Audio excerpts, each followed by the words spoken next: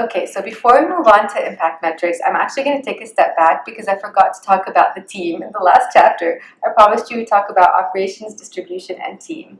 So one thing that's helpful to do when you're building your venture is to think about process maps. What exactly will it look like to roll out this venture? And this literally means drawing diagrams like step by step. Patient walks into clinic, is greeted by XYZ, then moves on to the examiner, then is followed up with, etc. So that you're really thinking about every single step that is involved in delivering your solution and who's going to do that and when, so that things don't happen in an ad hoc way, but are rather in a systematic, standardized way. And when you first start out in your venture, it's going to be the same person doing lots of things because you're going to have a small team. But as you grow, it's important to start thinking about how you're going to structure it so that you have specialized trained people and automated standardized processes so that you're really professionalizing the delivery. Now, team can have various structures. And it will grow over time, and we'll talk in future segments about how to build that. But for now, it's important as you start putting together the last pieces of your business plan to think about a few of the usual positions that we have. One of those is the Chief Executive Officer or Executive Director, and that's the person who's going to be the face of the organization. And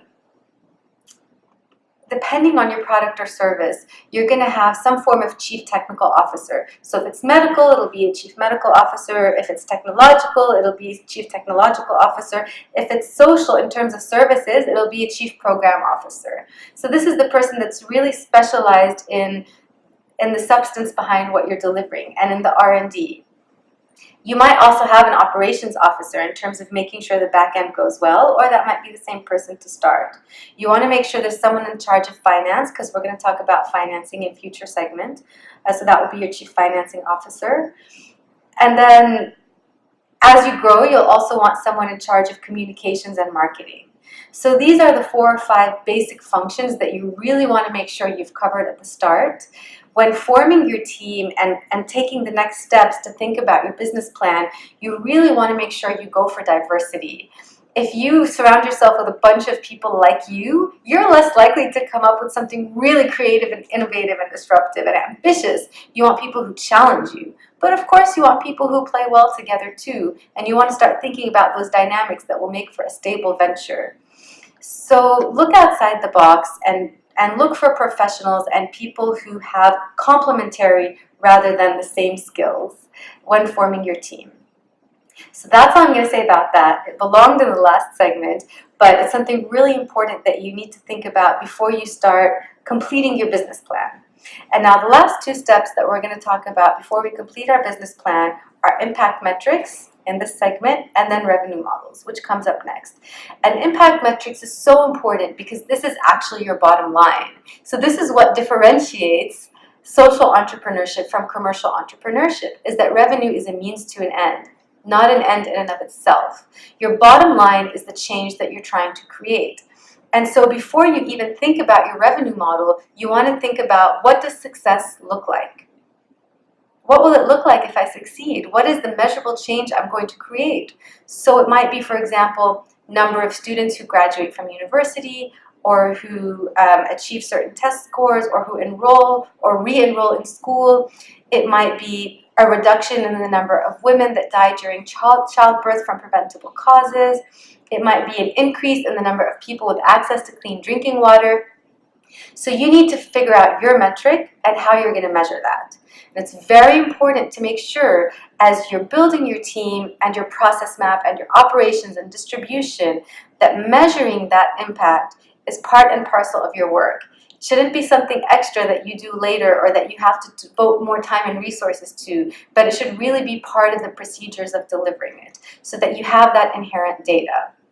Another thing I want to mention is that a lot of the time, the changes that you want to create will take a very long time to appear. And so it's okay to also have intermediate measures that you measure along the way.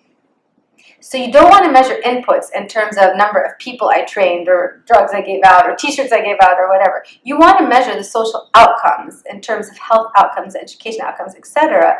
But if you need those intermediary measures to indicate progress, that's okay too. You might need a few management measures in terms of knowing if things are going well. And the revenue is going to be one of those management measures. But try to keep your indicators of success as few as possible and as easily measurable as possible.